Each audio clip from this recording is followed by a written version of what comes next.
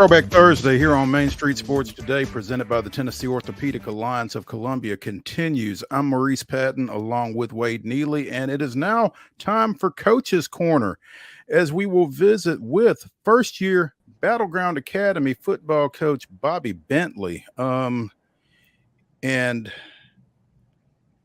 to say that BGA has been an offensive juggernaut in the first couple of weeks would be a gross understatement. Opened with a 68-41 win against Knoxville Webb, followed that up with a 69-3 win over Maplewood last week. So in two games, the Wildcats averaging 68.5 points per game. That's the Wildcat football team, not the basketball team. Ooh. It's just the way you drew it up, right, Coach? Well, we've had some good players, and the guys have responded well. We've got really good coaches, and you know, we didn't know how it'd go the first time we got here. We only had 5 guys at the first workout, so I kind of thought I made a wrong decision. It's been a little better climb than I anticipated. So it's been good after that first day. Well, they wanted to set things up for success, I guess. When you only have 5 on the first day, then it can only go up from there, right? So exactly right. And they had done a lot of team training, and you know, the guys responded to how we do things, and I'm excited about it. And I think I wouldn't have taken the job if I didn't think we could win a championship here. I think the administration's in line to do things the right way, and they're committed to athletics. Because you know, a lot of people talk about being committed to athletics, but then when they get in front of the academic people or the academic world, they kind of it's a little different story, but I don't know if that's the case here. I think they believe in what football and athletics can do for our institution, and I'm excited about it. Coach Bentley coming in after a long and decorated career at both the collegiate and prep level in South Carolina, taking over for Jonas Rodriguez. BGA 25-30 over the previous 5 seasons with Coach Rodriguez, finished last year right at 5-6. Coach, you're doing this with a lot of the same people, right? Yeah. I think we looked at the schedule, or looked at the statistics from the last couple of games, because they played the same schedule last year. Mm-hmm. We've got a few transfers that have come in. I think we have 6 kids that are playing right now that didn't play last year. But it's basically the same kid, same quarterback, same offensive line, except our left tackle is a freshman transfer. That's a really, really good player. But the defense is almost identical, except a linebacker, Elijah Fernandez, whose mom got a job here as a math teacher, and she brought him along, which that was a welcome addition. He's a really, really good player. What was that discussed in the interview process, Coach? Oh, 100%. The head of school, she not only has a good football player, but she's got a daughter that's a really good athlete as well, a 3-sport athlete. So her daughter is a really good player. His sister is a good athlete as well. So yes, that was definitely part of the plan. Did you say freshman left tackle, Coach? Freshman left tackle. Remember the name Cohen Dial. He'll be a top 10 player in the United States of America. He'll be an SEC player. He just got a Tennessee offer today. He's breaking news here on Main Street Sports Today. We like that. Yeah, exactly. I actually first one to know it, but Tennessee called me today and they offered him. He's, our offensive line coach was with me at South Carolina, so we kind of know what an SEC player looks like. He's 6'7", 300 pounds, and he can run. He can move. He's athletic. He's a really, really good young man too, with a great mom and dad, and he's got kind of all that total package that you look for in an SEC recruit. Absolutely, and I imagine, Coach, that is a fun piece to know that you've got to move around the chessboard for the next couple of years as you continue to grow this program. I'm curious, though, when you take over, at a new spot, do you kind of go through, especially after being in several different coaching stops, do you kind of approach each position with kind of the same blueprint, or are you kind of evaluating and kind of modifying based on what you've got? I'm curious on your just process, I suppose.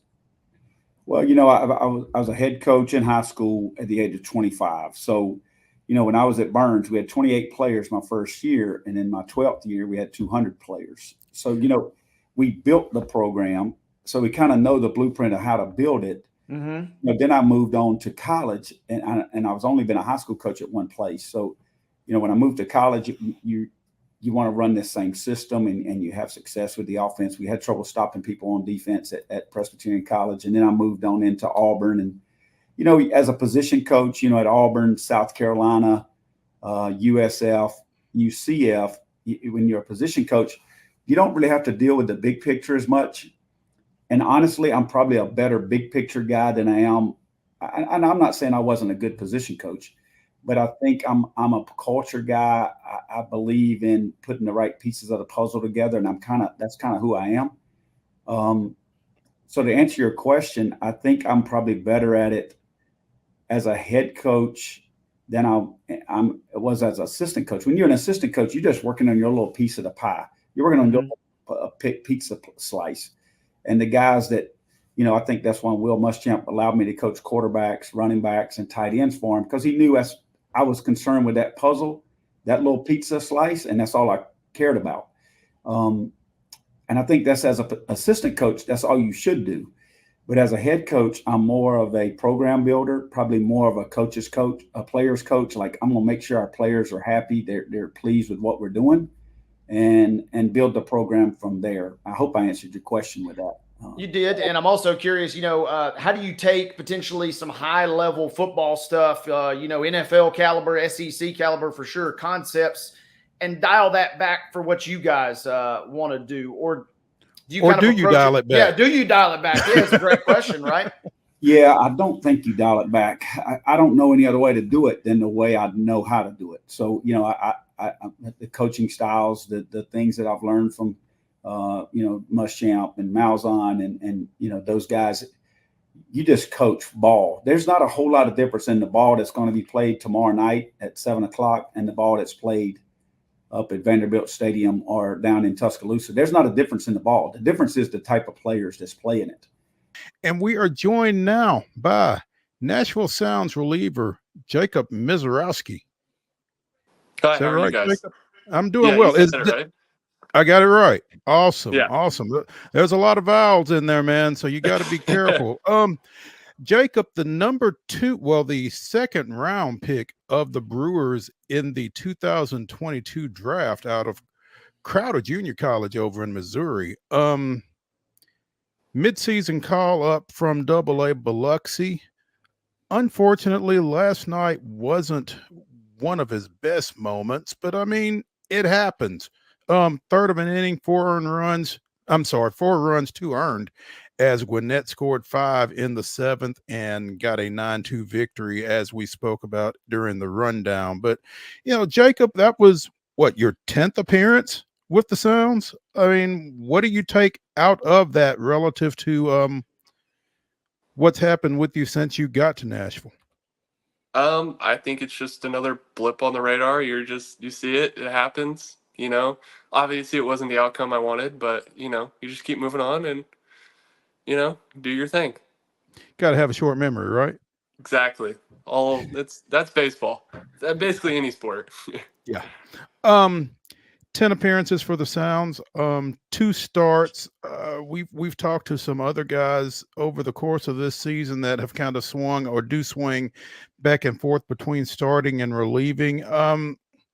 For a young guy in particular, again, just your third professional season, how do you adapt to that role, that kind of undefined role to some degree? I mean, it's just another one of those things that their tests are putting you through, and you start preparing for whatever they're about to throw at you. If that's you throwing tomorrow, then let's do it. But, you just keep taking it one day at a time. Do you know, or how far ahead do you know, or how far ahead did you know when you were making the 2 starts that you've made to this point? They would tell you about a week to prepare, and so you were ready to go. But, now in the bullpen, it's pretty much every day you're out there. Okay, I could get in, you never know. So you're playing catch that day, and you're like, okay, let's be ready. Jacob, I want to ask you, and first of all, thank you again for joining us. I'm reading, these are the words from brewerfanatic.com. These are not my words, but they kind of gassed you up, and they talk about you have some of the best raw stuff in the minor leagues with the wicked fastball, wipeout slider, developing curveball. They say, again, their words, not mine, that your control is lacking. I'm curious, how aware of that are you? Is that something that you even consider a possibility? And if so, kind of how do you approach what maybe at least that particular website perceives as kind of a hole in your game as you try and continue to advance? Yeah, of course. I mean, it's baseball. There's always something I can work on, but yeah, no, command has definitely been something I've been pushing and striving for, but I think this year it's gotten a lot better. And I think, obviously not this last outing, but the outings before, you can see that I've gotten a lot more consistent in the zone and being able to pound it whenever I want to. It's easy to say, this is maybe just my opinion, but I'm asking you the same question. I feel like I'd rather be known for having, all around raw badass stuff and I could deal with the control and work on that a little bit later. It doesn't hit the same if you're throwing 60 miles an hour, but you can dial it right where you need to go, in my opinion. I'm curious your take on that. Yeah, definitely. I mean, I'm throwing a slider at, 92, and all of a sudden guys are jumping out of the way because I threw it at their hip and it's moving back in the zone. So I think it's one of those things that, like, if you have it, you're going to use it to your advantage. And if you're scaring guys in the box, that's a win for me, So obviously I want to be more consistent, but if it's playing the way it is, then I'm going to take it. And I'm going to 92 at my hip. 92 at my hip. I'd be pretty scared. I'm not going to lie. Yeah, exactly. 119 strikeouts, 59 walks in 93 and a third innings between Biloxi and Nashville. So, maybe the control isn't what Brewer Fanatics are trying to make it out to be at this point. But at the AAA level, opponents are batting .091 against Jacob. So that's over 13 and 2/3 innings. Again, I guess at this point of your career, Jacob, everybody probably has, Wade's term, a hole or something that may not be on par with everything else, something that needs improving, like you said. But again, that's a 2-to-1 strikeout to walk ratio for the course of the season. So you'll take that, right? 100%. Yeah, definitely. Yeah, I mean, I'll walk a guy or two a game and strike out 8. I'll be fine with that. I'm good. And you can be effectively wild as well, and you can also throw too many strikes. So exactly. Yeah. They don't know where it's going. I don't know where it's going. So we're both in the same ballpark. Like, they're the ones that have to hit it. So we'll all see soon enough. Yeah. Again, the second round pick out of JUCO in 2022. I don't know if guys project timetables or anything like that, but what's it feel like to have had the amateur career that you had and to be sitting here in AAA, one step away from the show in your third professional season? I mean, there's no words to describe it. It's awesome. It's an honor, but I feel like the job isn't done, and I feel like I have to, with everyone that's helped me along the way, show them why they helped me and why I deserve it. So I don't think it's over. I think there's still a lot to do, but no, it's awesome. It's awesome to have the organization believe me and believe in me and put me in the position to succeed. Jacob, we're a little biased because we're in Nashville, but everything that we have seen and dealt with seems like the Brewers, they are a top-notch organization, and it's one that feels like you want to be a part of. I'm curious, in Nashville specifically, how has that adjustment been for you? What have you picked up already in your brief time in Nashville as you kind of continue to move along and advance here? Yeah, no, I mean, you had guys like Ashby, who's now in the show, and other guys like that have just been up and down that are there, and just nothing but support for everyone around them. And everyone knows their role, knows that we're all gunning for the same job, but it's still a team and we're all together in this. And, you want the organization to win. So I think it's all just going for the same goal. Right now, we will visit with CBS Sports Colorado's former Buffalo, Justin Adams. So this situation is kind of hitting on a different level for journalist Justin Adams. So Justin, what's going on, man? How are you doing? Brother, I'm doing well. I did finally get all the red off my face from that Nebraska game. I went to Lincoln. I saw that. Yeah. They got some really great fans over there. I describe Nebraska fans like this. If you're sick, they will go, man, give you some chicken noodle soup. They'll wrap you up in a blanket if you're cold. They'll kick up your feet, man, if you need something just to relax on. And then they'll put an 85-inch TV in front of your face while they're beating you by 50. That's exactly what they'll do to you. Will and did, huh? Justin, the Deion Sanders era at Colorado began with obvious excitement and with good reason. Where are Colorado fans on the Deion Sanders experience right now? I think a lot of fans, and for good reason, I may add, they saw the 3-0 start last year. They saw the 4-2 start last year, and they saw the Stanford game, the first half, and they thought, okay, we're going to be good. Everything's turned around. This team was 1-11 the year before. We see the talent on the field. We're going to a bowl game. And then the second half of the Stanford game, everything has changed. And the team has only won one game since then. And that one game was against an FCS team. So a lot of people are really trying to figure out what's this team about. And so once you go to Nebraska and you lose in the fashion that you've lost against Nebraska, where your offensive line was getting dominated, giving up 5 sacks, it felt like 20 sacks, right? Where you couldn't run the ball to the point where you didn't even try to run the ball. There are some people in town who are just saying, I'm out. I'm out on Deion Sanders. I'm out on the Coach Prime experience. There are others who are saying, hey, you still got to be patient. Let's see what happens. I will tell you this. This game against Colorado State coming up is a big game for many reasons. There are a lot of fans who will look and say, if you don't beat Colorado State, then they're completely out, even though you're in year 2 of your regime. So it's a big game for Coach Prime, big game for the Colorado Buffaloes in order to be the in-state rival at their place for once. And, you being a, quote, Power 4 member, Colorado State being a Group 5 member. But, Jay Norvell, and we saw Colorado State last season come into Middle Tennessee State and take care of the Blue Raiders. That is not a bad football team. And you can't just throw your black and gold helmets out there on the field and come off with a win.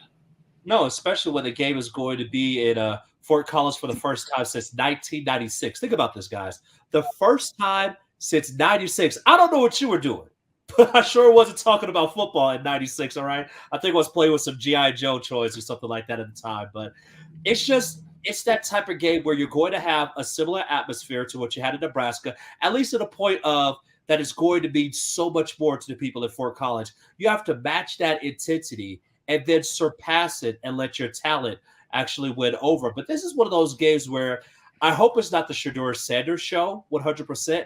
I hope that you really go out and say, we can run the football. We can exert our will. Because if you can, you will help make sure that Shedeur doesn't take all those unnecessary hits that he has in the first 2 games. Here's the thing, though. Because when they had a chance to put that North Dakota State game away a couple of weeks ago, they didn't run the ball. They were up 5, and all they had to do was just basically run the clock out, and they're throwing the ball out to the perimeter because, as we talked to David Ubben of The Athletic, who was in Boulder that night, they couldn't establish a push up front. For everything else and for all of the kids that have come in there during Deion's tenure, no offensive lineman? Yeah, what's interesting, too, is that that's tough to say because take a look at Oregon State. And the majority of the offensive linemen that played at Colorado last year are now at Oregon State, and they can run the football. Some of it's just a mindset type of deal. I mean, let's just call it what it is. Mhm. Some of it is we understand that we have a nice quarterback. I get it, right? When USC had Caleb Williams, they want to throw the ball over the field too. I get it. But in the same way, you still have to go and play the fundamentals and play complementary football. If you're not going to run the rock, you're going to leave your offensive line that hasn't gelled together at all. You're going to leave them at a loss, right? You're going to leave Shedeur Sanders on an island being ready to get tackled by anybody. And when you look at last week, for example, he couldn't step up in the pocket. When you have a big guy who's pushing the middle of the pocket, right? And you can't step up, then what's going to happen? You have the guys on the edges that are able to make plays, and then you get jittery in the pocket, and you have to go outside the pocket to make plays happen. And that's what we saw last week, and that's the reason why that Shedeur was sacked as many times as he was. So you have to make that a mindset. You have to say, we're going to run the football, figure out a way how to get it done, because at the end of the day, these are D1 athletes, and this isn't the first time that they have went out and said, we're going to run the football on somebody else and exert our will on someone else. Figure out a way how to get it done and do it this week. And Justin, I'm curious. Two things can be true at once, and it feels like this program more than any program that could apply to, because Sanders, with his comments after the game about the play of the offensive line, yes, maybe worthy of some criticism in the sense that he was kind of bashing some teammates, but his point was valid. He said, hey, Raiola didn't get hit. Did you see how many hits Raiola took? Look how many hits I took. I just find it fascinating that this team has got some obvious flaws, and they're trending kind of in the right direction, but because of the attention and the scrutiny, man, it makes it really tough to kind of solve some of those problems in real time, it feels like.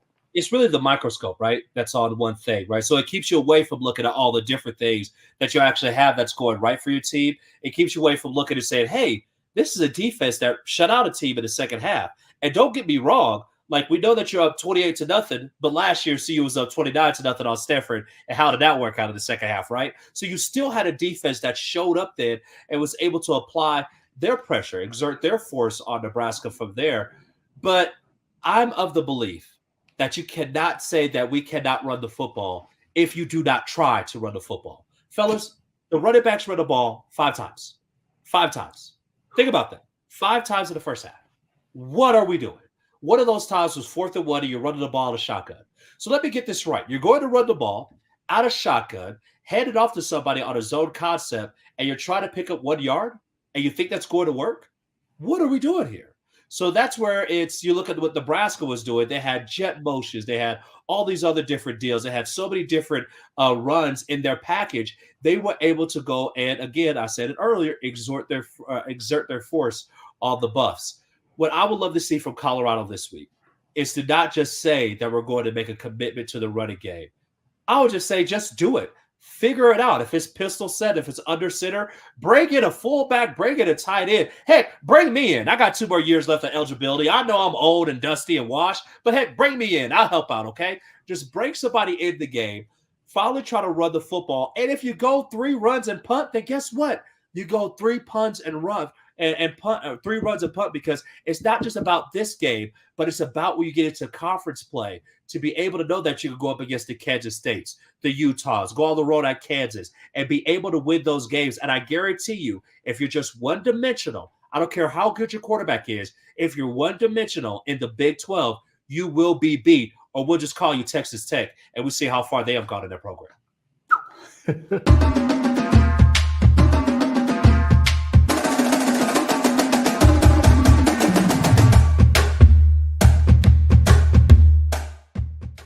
Whether you're an athlete or a weekend warrior, when it comes to your performance, don't settle for anything less than excellence. We're proud to announce that Mid-Tennessee Bone and Joint Clinic is now Tennessee Orthopedic Alliance of Columbia, where we are redefining sports medicine and orthopedics. Tennessee Orthopedic Alliance's team of expert sports medicine physicians understands the unique demands of your body. TOA Columbia specializes in personalized orthopedic care, offering state-of-the-art treatments for everything from sports injuries to joint replacements. Learn more at toacolumbia.com. Step into the Lionel retail store at Opry Mills, Nashville, and you'll be captivated by all the magic of the 123-year history of Lionel trains. Whether you're already a train enthusiast or just getting started, Lionel will energize your love for trains. NASCAR fan? Come check out your local Lionel station to learn all there is to know about model trains and die-cast NASCAR collectibles. Visit nashville.lionel.com or call 615-455-9399. So Busy Bee is a very close-knit family. We fight just like every family does. We have arguments, but we always come out with a solution to the problems. We don't just fight about what we want, we fight about what customers need. We want to make sure that every customer we go to is more than satisfied. And that doesn't just start whenever we show up at their door, that starts when we show up every day at work. We want to make sure that we are serving our customers to the best of our ability. Custom Stone Handler supplies over 600 distributors and suppliers with quality stone products. Along with River Stone, we produce and distribute over 100 building, landscape, and other bulk products. Our goal is to provide quality products, service, and partnerships to ensure our customers' success. We firmly believe that the measure of any person or company is how they treat other people and customers. Give them a call at 931-490-4990 or visit CustomStonehandlers.com. With Lee Company technology, the best handymen are hands-off. Lee Company techs have been using visual findings and other smart technology tools for years to add transparency and virtually take customers along. You see what we see, whether we're in a crawl space or on a roof. With Lee Company, technology helps us help you, no matter what's happening in the world or at your house. He shoots, and he scores!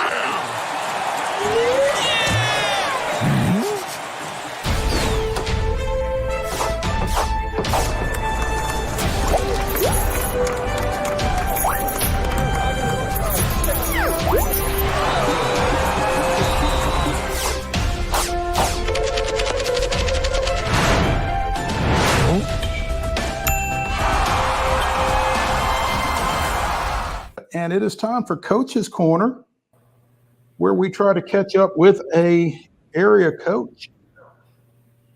How you guys doing? Collegiate level. We have Damian Harris, the second-year coach at East Nashville, joining us. Coach, how are you doing? I'm doing well. How about you? Good. We're doing well, thanks. Hey, appreciate you taking some time with us.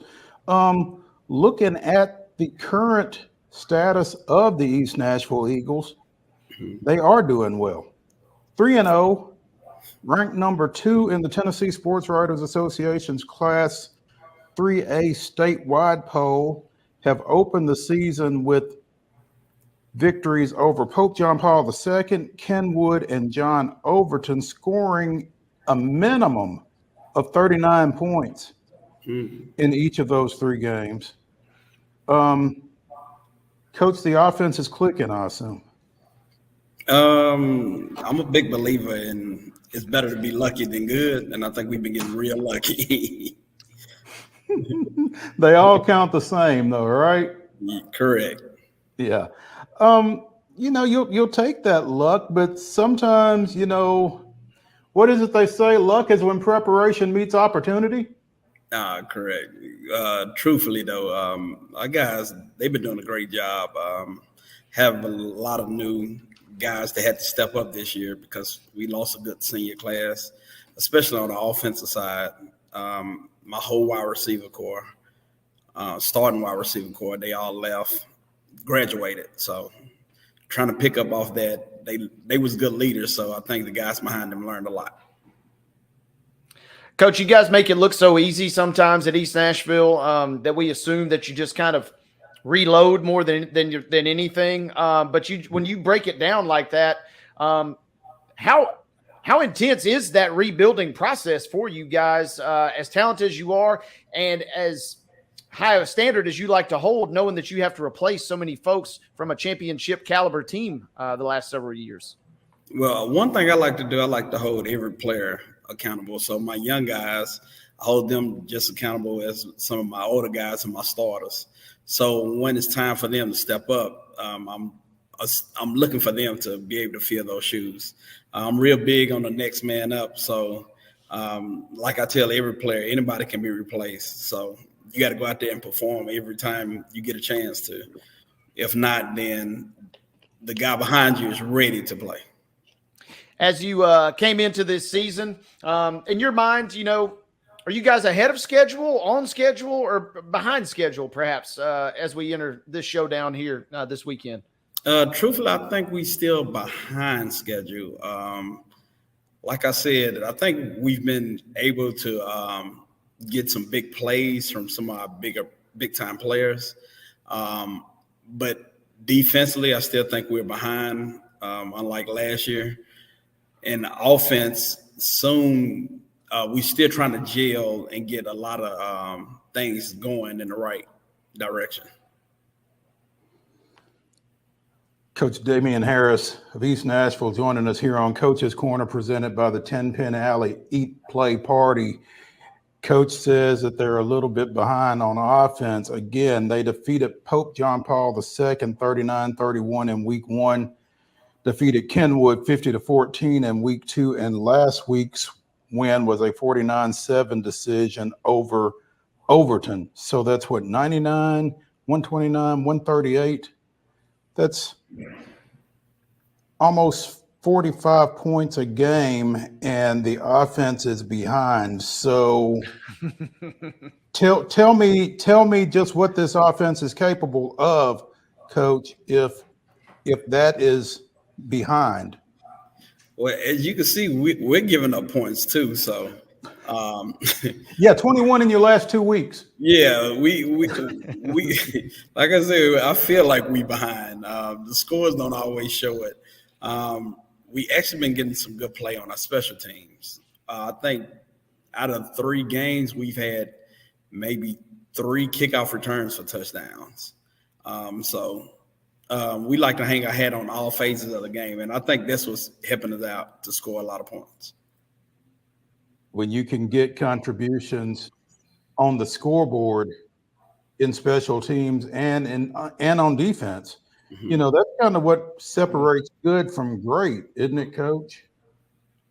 Oh, correct. Yeah, definitely want to make sure everybody's doing their part on every phase of the game, especially special teams. A lot of games you can sneak some wins just on special teams alone. So, Coach, you stepped into this situation last year after Jamal Stewart, who had taken East Nashville to back-to-back state championship game appearances, took over the program down at Centennial. What was that transition like for you?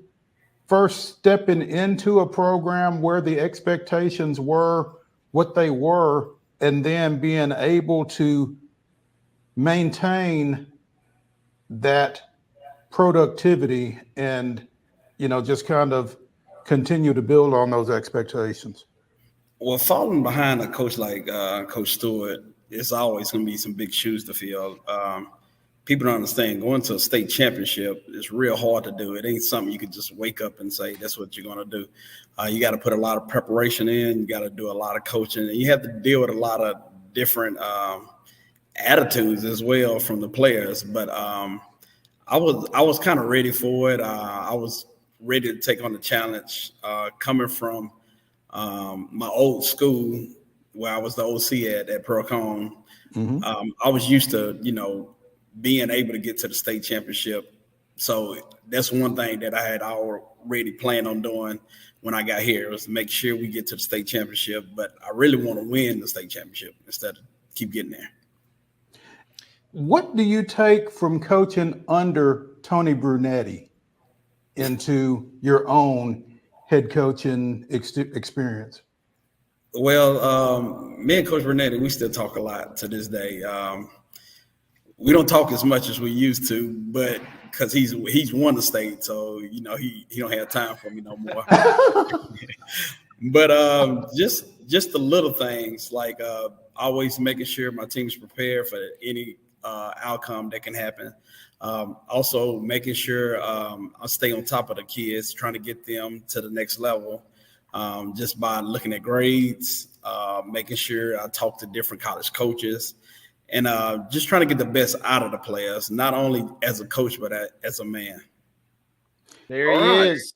There we go. The golden tones of Scott Ramsey, president and CEO of the Nashville Sports Council, and the biggest truism in all of technology. turn it off and turn it back on. Plays out once again. Reset, Maurice. Reset. Absolutely. It's applicable in a number of areas, Scott. It is. But It's one of those words that has a lot of definitions. For sure. Appreciate you sticking with us, and appreciate you taking some time with us this afternoon. Looks like you are in your office, so you are in Nashville right now, but a lot of what's going to be taking place this weekend will be a little bit further out. Talk about, the change. Obviously, it was kind of necessitated by some things beyond anybody's control, but what do you feel like the impact of racing on an actual racetrack this time around is going to have on the event as a whole?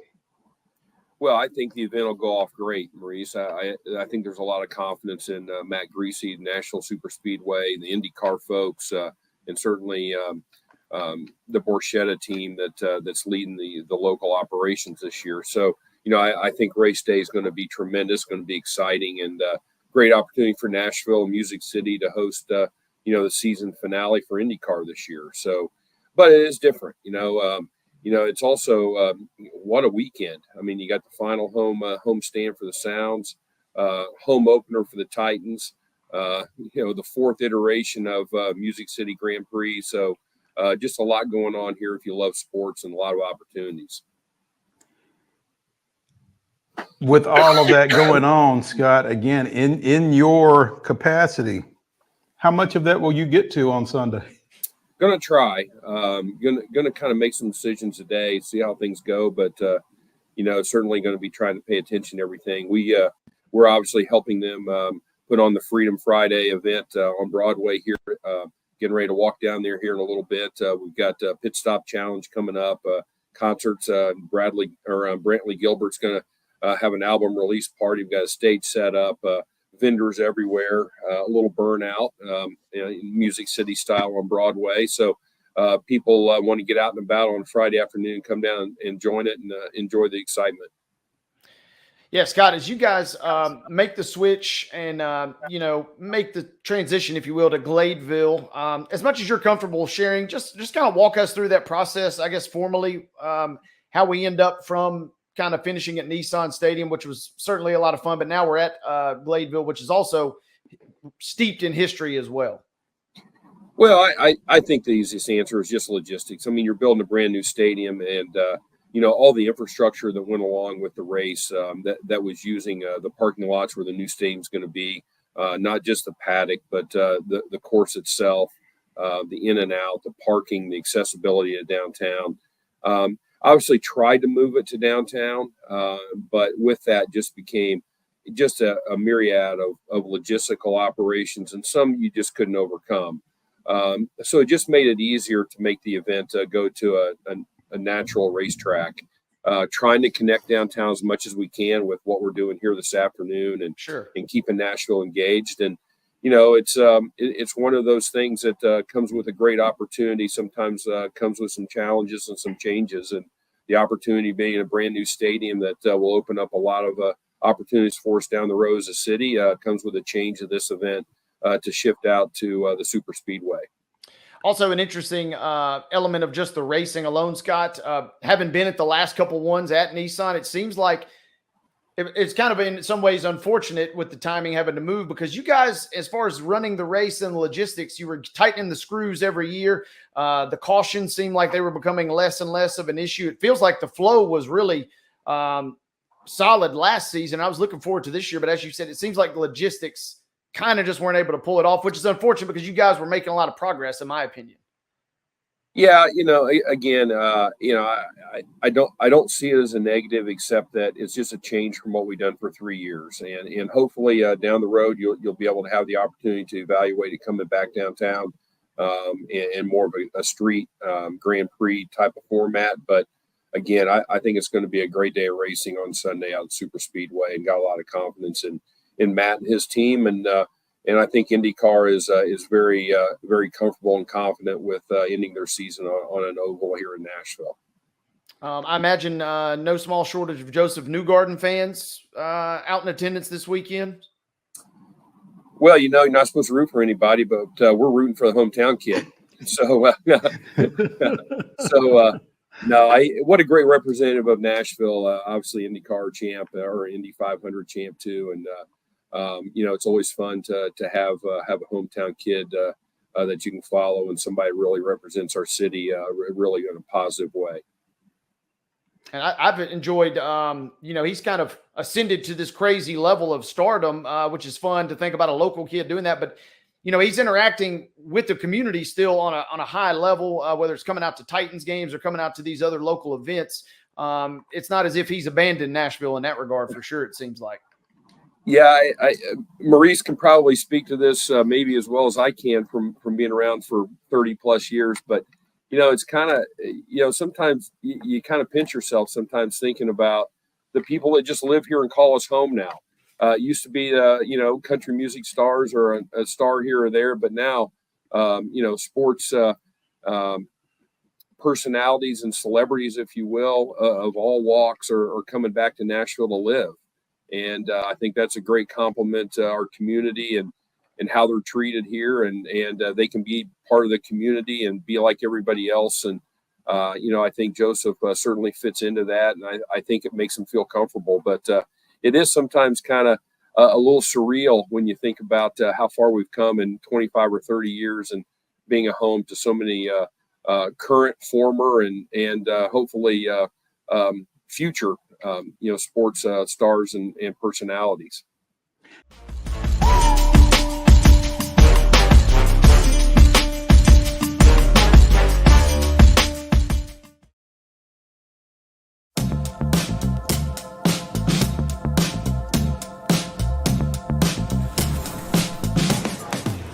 Do you want to be a bad man? Yes, you do. Do you want to taste sweet salvation underneath the summer moon? Do you need another hand now? Yes, you do. Go see Miss Josie down on Columbus Avenue. All right, Columbus Avenue. At Delta Dental of Tennessee, we know our success begins and ends with providing superior quality service, and that includes serving those who need it most. This year, we're celebrating 25 years of giving back to the community we call home. Delta Dental, along with our Smile 180 Foundation, supports Tennessee's dental colleges and oral health education, children's hospitals, free and reduced cost dental clinics, and other like-minded charities. Here's to the next 25 plus years of ensuring healthy smiles. So Busy Bee is a very close-knit family. We fight just like every family does. We have arguments, but we always come out with a solution to the problems. We don't just fight about what we want, we fight about what customers need. We want to make sure that every customer we go to is more than satisfied. And that doesn't just start whenever we show up at their door, that starts when we show up every day at work. We want to make sure that we are serving our customers to the best of our ability.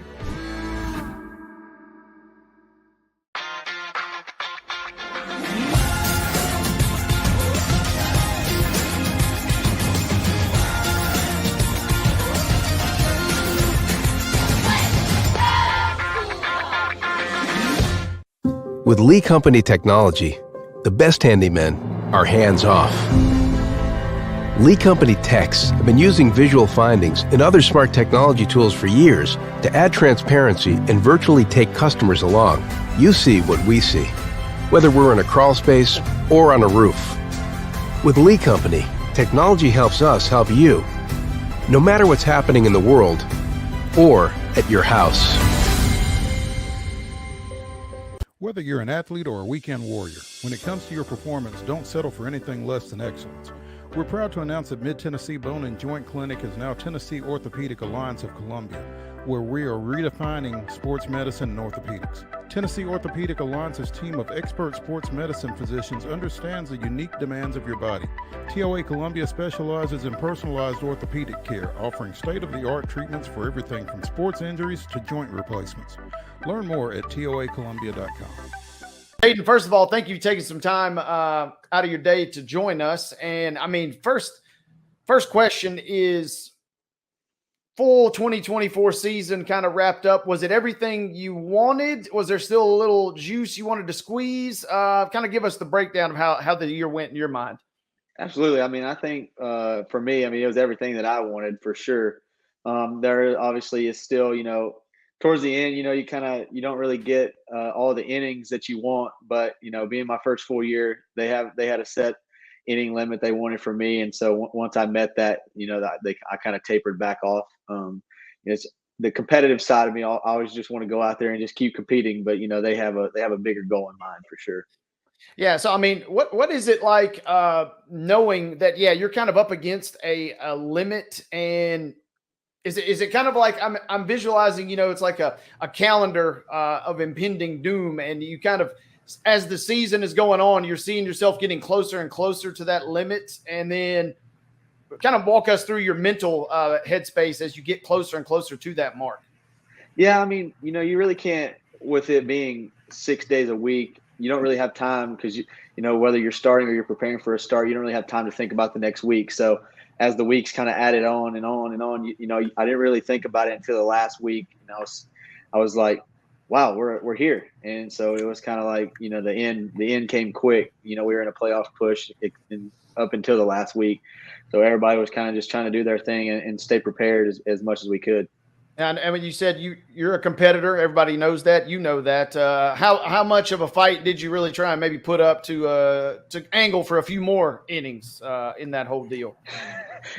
I tried a little bit there towards the end, but their response was, we want you available if we do make the playoffs. And so once they told me that, there's really not much else I could say. I understand. Mo, you back in? I think I am. Can y'all hear me? Yes, sir. Awesome. Absolutely. Hey, Jaden, we appreciate you taking some time, man. Apologize for my issues over here, but relative to what you expected coming into this season, what was this season for you? I mean, I think it was a big stepping stone for me is to really show kind of what I've always known about myself, and the fact that, I am better than some of the numbers in college showed. And so I think this year, just being able to go out there and compete and to kind of have the season that I did, really shows the amount of growth that I'd had throughout the season. And, just being able to understand, different things that helped me get better, and it's only going to get better from here. What were you most pleased with over the course of the season?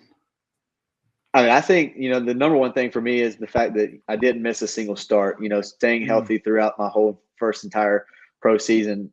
That's a big one, especially because you go from playing 56 to 60 games in college to, 130. You're playing 6 games a week every week. And so, between bullpens and outings and stuff like that, just staying healthy throughout the year was, a big achievement for me.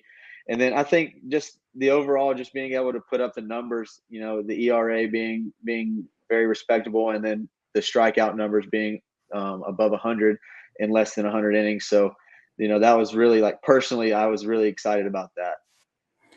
Finished the year 5-4 with a 2.64 ERA in 24 appearances, 23 of those starts. Again, 122 strikeouts, 31 walks in 99 innings.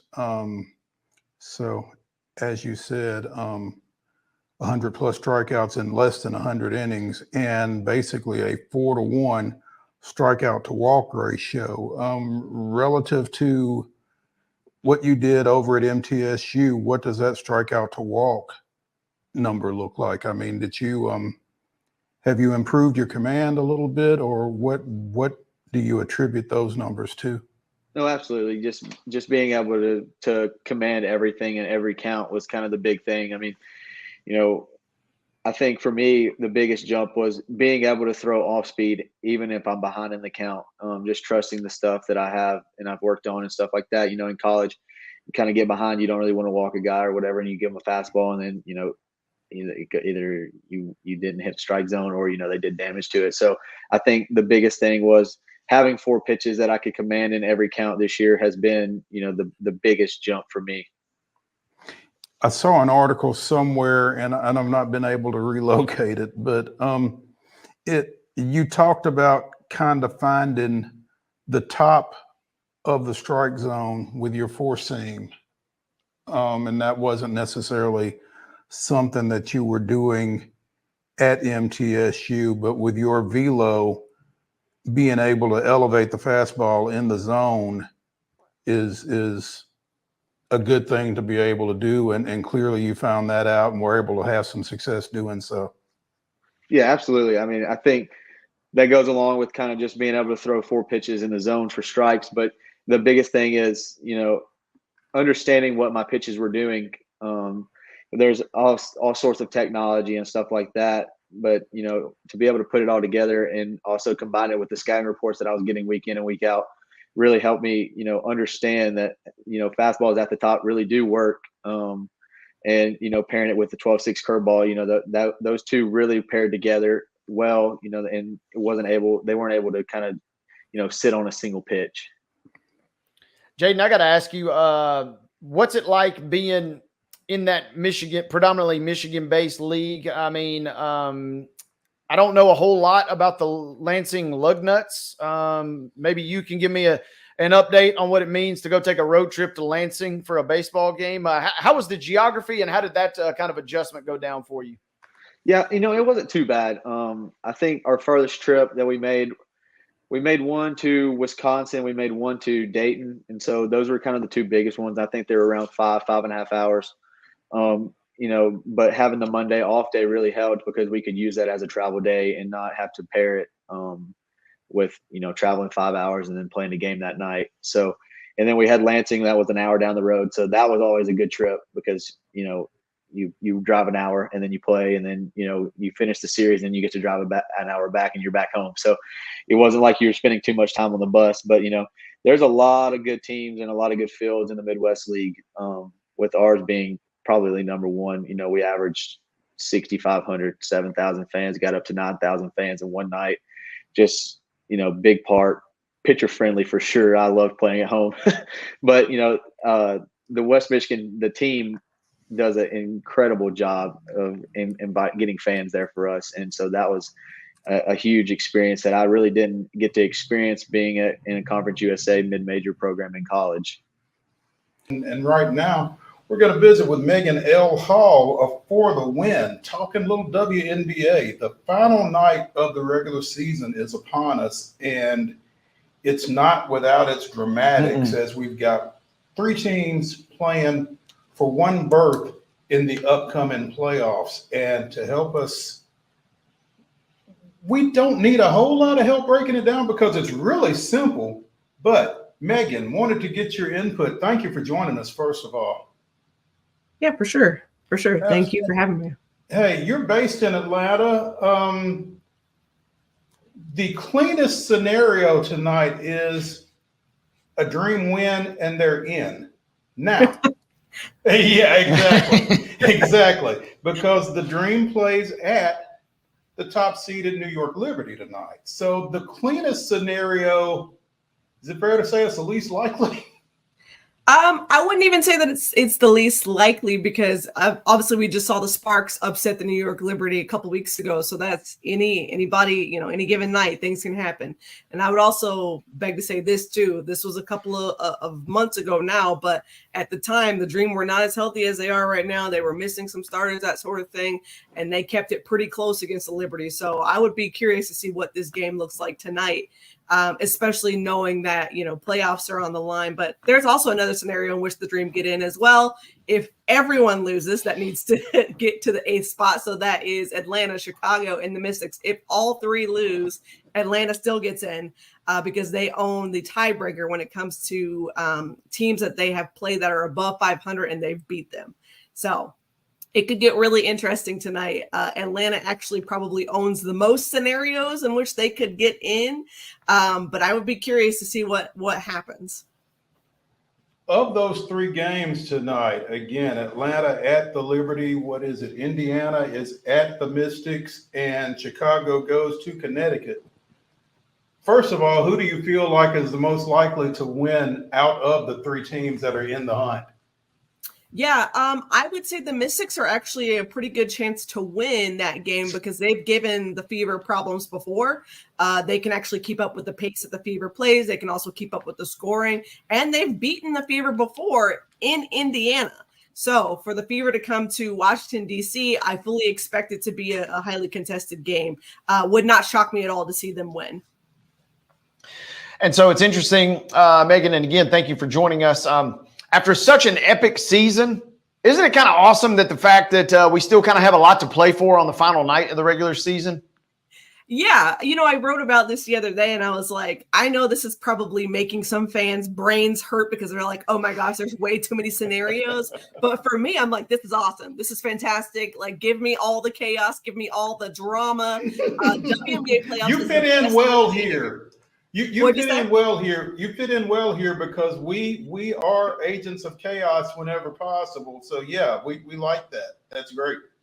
Yeah, for sure. Like, give me all of that. And I think the thing is, like, you want those high stakes games, right? You want that intensity. This season has been full of those moments, and I don't expect the WNBA playoffs to be any different. Kind of with that being said, other than sorting out the seeds, who in your mind is maybe playing the best, or who's a team that's kind of riding a bit of a hot streak going into these playoffs that you maybe wouldn't have thought otherwise as we get ready to dial up the postseason this weekend? Yeah, I'll give you two. And I will say that I didn't think otherwise, but I'm just shocked at how good they've been. A little bit, it's the Minnesota Lynx. They've been 12-1 since the Olympic break. They have been the hottest team in the WNBA. That's even surpassing the New York Liberty, who have been just obliterating teams left and right. And then I would say the Las Vegas Aces. Remember, everyone's been thinking the sky is falling. A'ja Wilson needs help. I even said it. I'm like, listen, paging the rest of the Las Vegas Aces, please get this woman some help. And they finally kind of showed up in the last several games. It's been great to see the Aces kind of put it together. This is something I discussed a couple of weeks ago, as well as whether or not the Aces could suddenly turn it on right before the playoffs. And I won't say they've fully turned it on, but they've certainly at least flipped the switch a couple of times to say, hey, we're still here. So I think that they're in a good spot as they go into the playoffs. And so I fully expect them to at least give teams some hell, for lack of a better word. And I wouldn't be shocked as well to see them make it all the way back to the finals. It's A'ja Wilson, and if I'm going to put my money anywhere on somebody to drag a team there, it's got to be A'ja Wilson. Boom. Jordan Theory. Yep. Cheryl Reeve kind of bringing back some of the Paris mojo to the Lynx, I guess, huh? Yeah, I mean, I will say this. I think Cheryl probably learned a lot in the Olympics. And if you've been paying attention to anything people have said online, people have been just panning Cheryl for her lack of rotations. But it's really hard to get that many good players going at once and figuring out how to space all of those. But when you go back to a team that when you go back to a team that you've been with all year, it becomes a whole lot easier. And give really good credit to Cheryl for fine-tuning that Minnesota Lynx defense. It's been top 5 for most of the season, and that really has them playing very, very well and able to withstand a lot of these punches that they're receiving from other teams when they're dropping buckets left and right.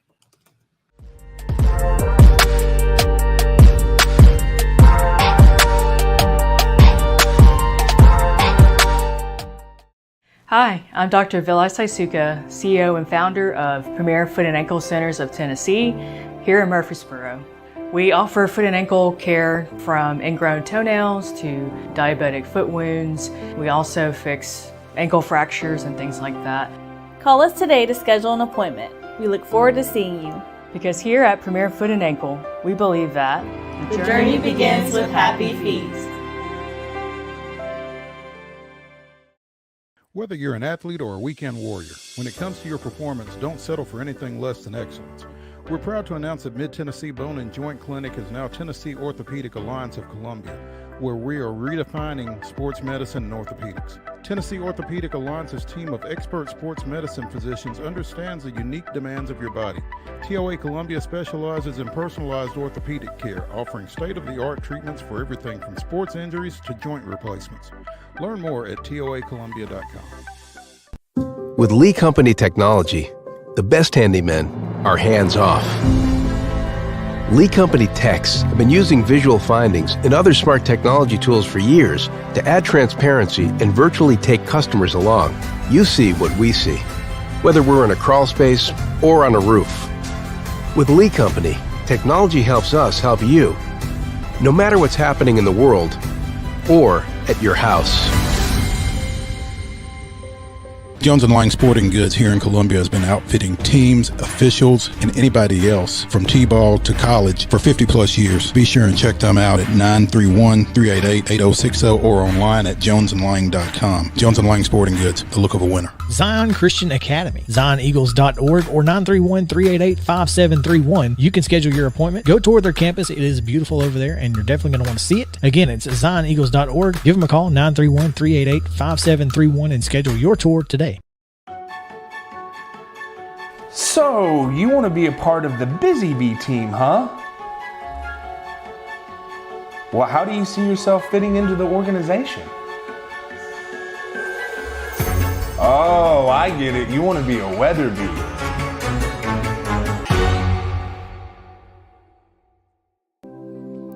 Custom Stone Handler supplies over 600 distributors and suppliers with quality stone products. Along with River Stone, we produce and distribute over 100 building, landscape, and other bulk products. Our goal is to provide quality products, service, and partnerships to ensure our customers' success. We firmly believe that the measure of any person or company is how they treat other people and customers. Give them a call at 931-490-4990 or visit CustomStonehandlers.com. Piggly Wiggly, located in Neely's Mill Shopping Center, is Columbia's locally owned and operated Cost Plus 10 grocery store dedicated to serving the community with low prices and smiling faces. Piggly Wiggly offers fresh, hand-cut meats daily as well as daily hot plate lunches from their deli counter. You're certain to see smiling faces and a helping hand when you're here at Piggly Wiggly. Come by and check out our fresh produce, high-quality meats, and more. Down home, down the street, we'll see you at the Pig. And we are joined now from the Bluff City by Sports 56 WHBQ's Greg Gaston, talking a little Tigers. Greg, good afternoon, man. Appreciate you taking some time with us. Absolutely. Good afternoon to you, gentlemen. Thanks for having me on. Absolutely. Hey, for the last 10 days, 2 weeks, it's kind of been said nationally that of all schools in all places, the University of Memphis in Memphis, Tennessee, which, by the way, is east of the Mississippi River, among other things, kind of held the key to where the Pac-12 was going as a conference. One, did you ever feel like that was the case? And two, that said, what was behind ultimately Memphis's announcement yesterday that they will be remaining in the American Athletic Conference going forward? Well, first, isn't that crazy to think about that? We're talking about teams out on the West Coast and that Memphis holds the key to what they're going to do, trying to revitalize the Pac-12. It's something that is just unfathomable that we're at that point, but that's the way the landscape of collegiate sports has changed over the last decade or so, maybe even less than a decade. And so, yeah, it came down to where Memphis became the linchpin between the American Conference teams, Tulane, South Florida, UTSA, reportedly, along with Memphis. Would they go to the Pac-12 or not? And if they did not, what would the Pac-12 do to try to find more schools to make their conference go? Because you need 8 to have that conference, at least a minimum. Mm-hmm. And right now we know, as of going into today, it was 6 with the addition of those 4 schools, which really started this whole thing going, the domino effect led by Boise State. But with Memphis, it really comes down to money, as it always does in sports, whether it's collegiate, whether it's professional. And the deal that Memphis currently is under with the American Conference, whether or not the proposal, if there was one, the speculation, whatever that was that could happen in the future, if that was enough to entice Memphis. But in my opinion, it really never was going to happen because there was nothing concrete that they could offer Memphis at this time. They're still trying to put together a conference, let alone try to negotiate on a media contract with whatever networks it is that they want to negotiate with. Possibly down the road, there could be something that's decent for the revitalized Pac-12. Maybe it's something that's live. You're talking about streaming. You're talking about streaming services. Maybe you're talking about TNT. You're talking about possibly CW. But the fact of the matter is that Memphis is part of an American conference that has a contract through 2031 with ESPN. And we know how powerful ESPN is. So when push came to shove, in my opinion, they could not show Memphis or guarantee Memphis enough money to make that jump, to make it financially relevant for all the new travel expenditures that would come with this. And then also, of course, the buyout to get out of the conference, which was a lot of money. And Memphis was not going to be willing to pay $20 million or more to get out of the conference, to go to uncertainty in a Pac-12 revitalized conference that would still be a group of 5 or group of 6 now conference, as opposed to a power conference. So I don't think this really was I thought it was a no-brainer for Memphis to not make this move at this time. What's really ironic about the whole situation, Greg, is, for 10, 15 years, maybe, Memphis has been trying to get somewhere, from the conference, from Conference USA, they were trying to get out to the Big East. From, Conference USA, they were trying to get out to the Big 12. Now they're trying to get the attention of the Pac-12. And then when the opportunity presents itself to actually do so, it's like, forget it. It's obviously not as simple as that, but you're right. For years now, Memphis has been trying to become a player. They feel that they have an athletic department and programs that are good enough to be worthy of an invite to a power conference. And you know the history. The Big 12, they thought there was a great chance it would happen. Did not happen. They took teams from their conference, left Memphis on the outside looking in. It's happened with several other conferences. Of course, when that Big East thing happened, you thought, okay, well, here's a step up. And then suddenly that dissolved into nothing, into oblivion. And then along came the American Conference. So Memphis, in a lot of ways, becomes the bridesmaid and never the bride. There's still hope that maybe something will happen eventually with the ACC. And we know the legalities going on with Florida State and Clemson, and who knows what will happen with that situation. But there's no guarantee that even if teams do defect, that Memphis would be called upon from the ACC. Maybe they would, maybe they wouldn't. So certainly you want to take advantage of any kind of offer from a power conference. The problem is the Pac-12, while it's still a name, right? It's not a power conference. Yeah. So yeah, that's it was just kind of intriguing when you know the entire backstory to watch that whole situation evolve. But to your point, you kind of feel like this was the best move that Memphis could have made at this time, given the uncertainty of the Pac-X, as we like to refer to it. Exactly. It was the only move they could make. I know it disappoints a lot of people, going back to your point about getting out of the conference they're currently in. But if people look at the totality of this situation and do so with the right mind focused on the finances, they would understand that they just could not do it. It's financial suicide. You're talking about a university that has a lot of different projects going on, including money that they need to match from FedEx for the renovations at Simmons Bank Liberty Stadium. It's another $25 million that they got to come up with. They got all types of projects going on. You cannot afford to pay a huge buyout to leave the conference to go to another conference where you probably will not make as much money as you do currently in the American, and sever your ties with ESPN. It just did not make fiscal sense. Greg, I'm also curious. I don't want to say reputation-wise, but kind of reputation-wise, where does Memphis come out of this situation? And you kind of alluded to it. It feels like this is probably not the last time we will hear Memphis kind of being talked about as kind of a potential bargaining chip for some conference down the road, right? Right. Look, they don't want to be the best of the rest. They want to be a part of the big boys. And certainly whenever that opportunity arises, they're going to be in the mix. They're going to stick their nose in there. They've done it before. Unfortunately, it's fallen on deaf ears. They'll certainly try it again. But right now, the best situation for them is this American. They make the most money, this conference, as opposed to the other group of 5 conferences. They have a solid contract with ESPN through 2031.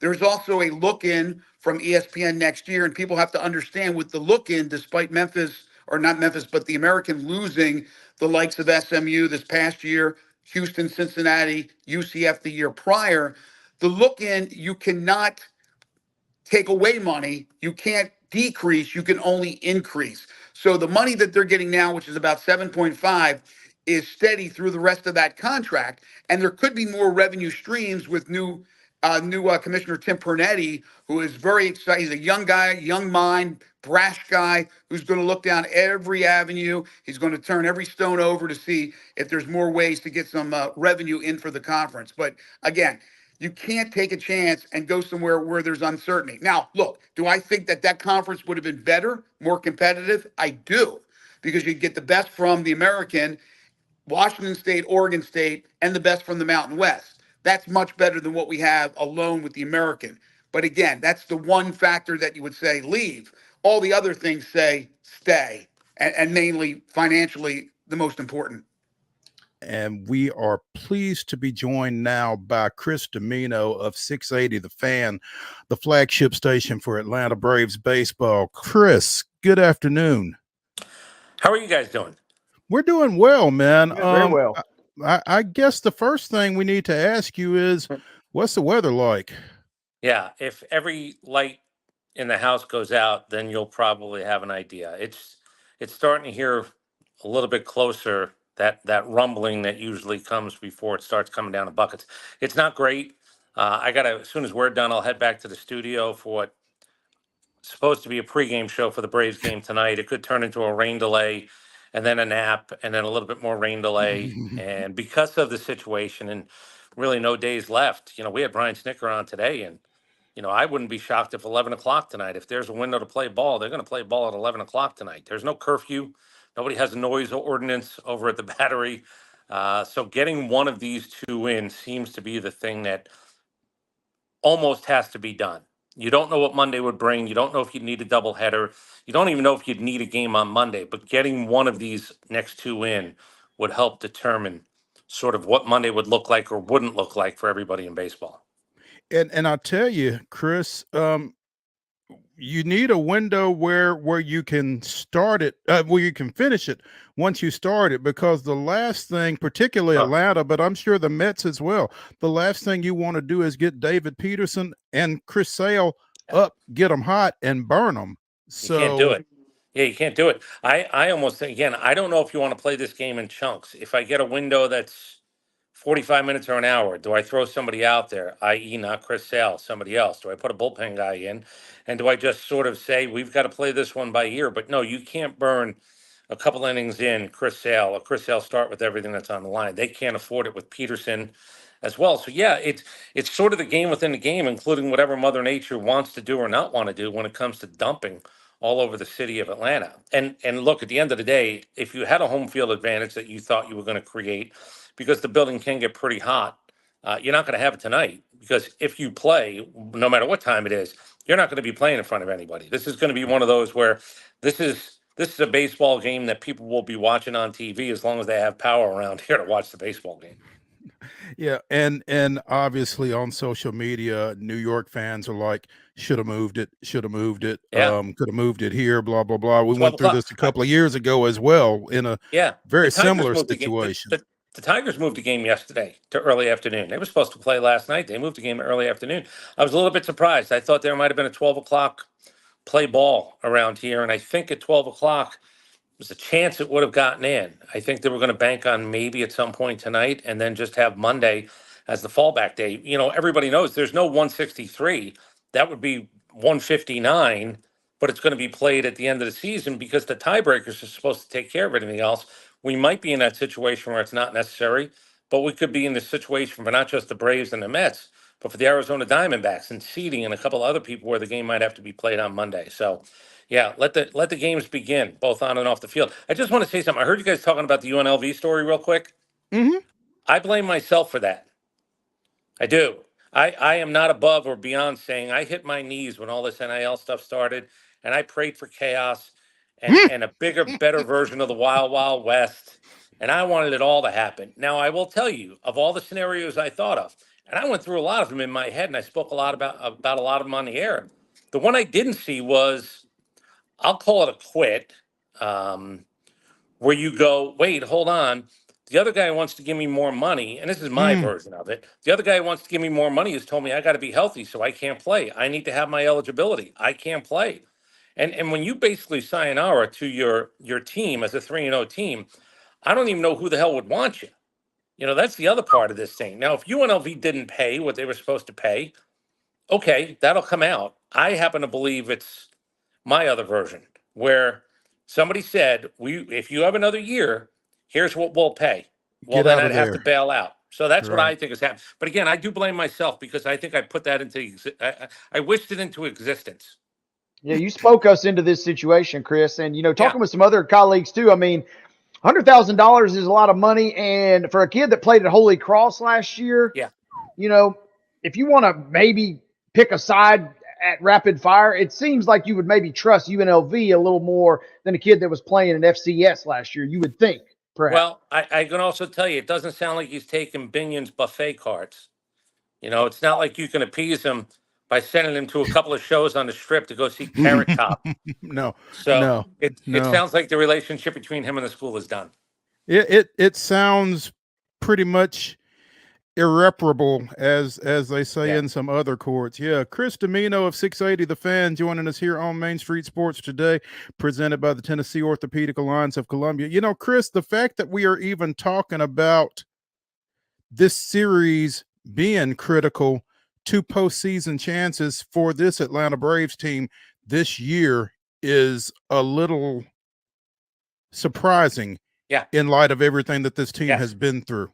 Yeah, I'm allowed to say it. You're allowed to say it. The team isn't allowed to say it. As I said, I've got a nice relationship with Brian Snicker, and we've talked about it a little bit off air. But even off air, you know, you're not.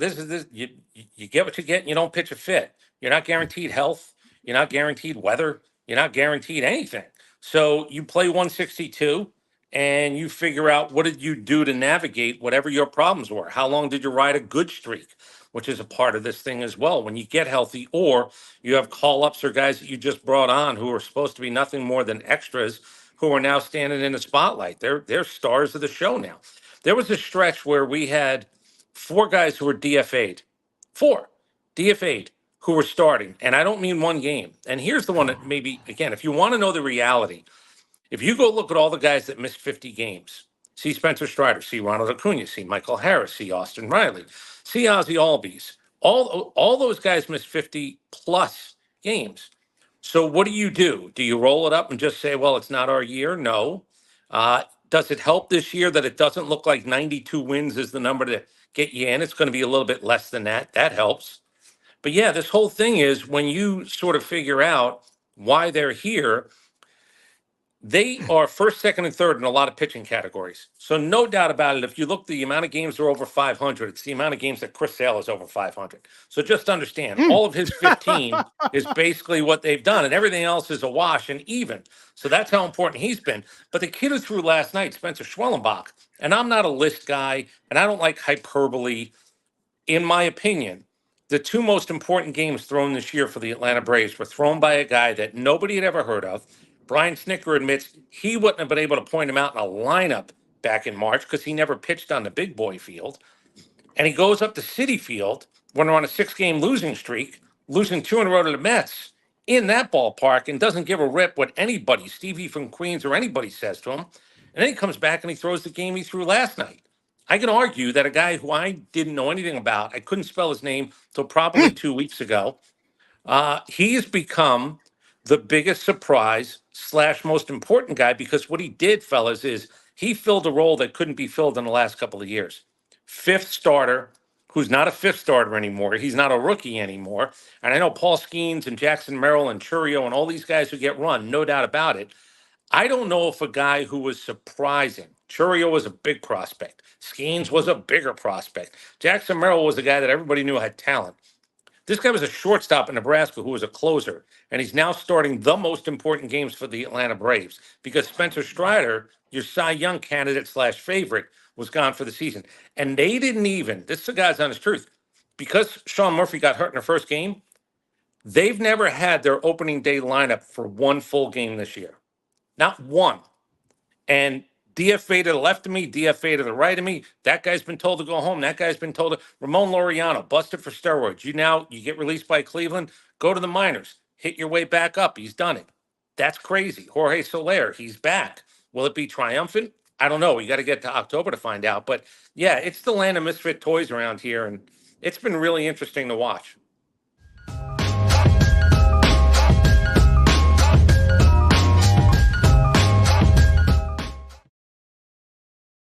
Hi, I'm Riley, a certified physician associate here at Premier Foot and Ankle Centers of Tennessee.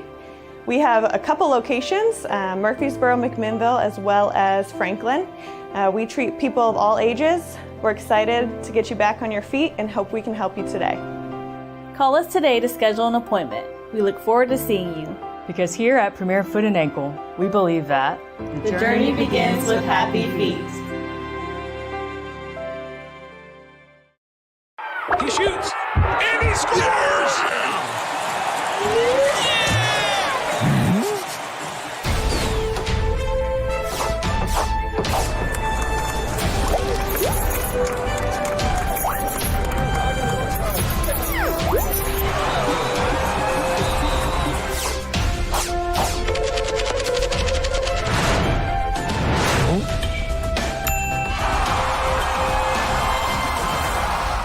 Whether you're an athlete or a weekend warrior, when it comes to your performance, don't settle for anything less than excellence.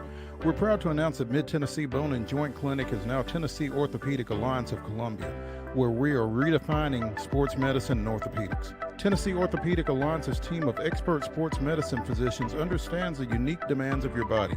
TOA Columbia specializes in personalized orthopedic care, offering state-of-the-art treatments for everything from sports injuries to joint replacements. Learn more at toacolumbia.com. With Lee Company technology, the best handymen are hands-off. Lee Company techs have been using visual findings and other smart technology tools for years to add transparency and virtually take customers along. You see what we see, whether we're in a crawl space or on a roof. With Lee Company, technology helps us help you, no matter what's happening in the world or at your house. Jones & Lang Sporting Goods here in Columbia has been outfitting teams, officials, and anybody else from T-ball to college for 50 plus years. Be sure and check them out at 931-388-8060 or online at jonesandlang.com. Jones & Lang Sporting Goods, the look of a winner. Zion Christian Academy, zioneagles.org or 931-388-5731. You can schedule your appointment. Go tour their campus. It is beautiful over there, and you're definitely going to want to see it. Again, it's zioneagles.org. Give them a call, 931-388-5731, and schedule your tour today. Piggly Wiggly, located in Neely's Mill Shopping Center, is Columbia's locally owned and operated Cost Plus 10 grocery store dedicated to serving the community with low prices and smiling faces. Piggly Wiggly offers fresh, hand-cut meats daily as well as daily hot plate lunches from their deli counter. You're certain to see smiling faces and a helping hand when you're here at Piggly Wiggly. Come by and check out our fresh produce, high-quality meats, and more. Down home, down the street, we'll see you at the Pig. And we are joined by Mount Juliet football coach Trey Perry. The Golden Bears off to a 5-0 start again, ranked top 10 in the Tennessee Sports Writers Association statewide poll for Class 6A and just rolling. Coach Perry, thanks for taking some time with us. Thanks for having me. I had to go put a sweatshirt on because the picture you guys had of me, I've got the same T-shirt on, so I don't want everybody to think I wore the same thing every single day. Well, I mean, hey, you know, you're 5-0. Maybe you're a little superstitious. I mean, maybe whatever it takes to keep it rolling. But big ball game tomorrow night against Wilson Central, trying to get to 6-0 and to 4-0 in region play. But you know, this has been a heck of a start for you guys. Yes, sir. And somebody asked me a couple of weeks ago, are you surprised by the start, and I told them I did not want my answer to be arrogant at all, but no is the answer because these seniors have been together for a long time. They've worked well together since middle school for the most part. You know, we've obviously added a couple pieces throughout the years, but a lot of times when you're peer-led or you're player-led compared to just coach-led, you get to things a lot more quickly. And by that, I mean, in our off season, I felt like this group was way ahead in terms of being detail oriented, doing the right things. And I'm not just talking about in the weight room. That's a given, an expectation in our program at this point. But like with nutrition, with their grades academically, with camping and those kind of things, and 7-on-7s, it felt good going into summer. And, obviously you guys have been around and know high school football very well. When you're a zone school, you still are at the mercy of depth and injuries and those kind of things. But so far, so good on that. We've gained a little depth, to be honest with you. And, we're excited about tomorrow night. You say gain real quick. You said gain depth. I'm assuming that means maybe some players that were young pups early have now kind of elevated, or do you mean literally some folks maybe came out for the team that you weren't anticipating, Coach? A little bit of both, but I would say more the first than people coming out in the freshman class. Yes, they're not having a major impact on varsity. Although one in particular is his name's Eli Driver. Get used to that one. He I think picked up 125 yards or so against Gallatin.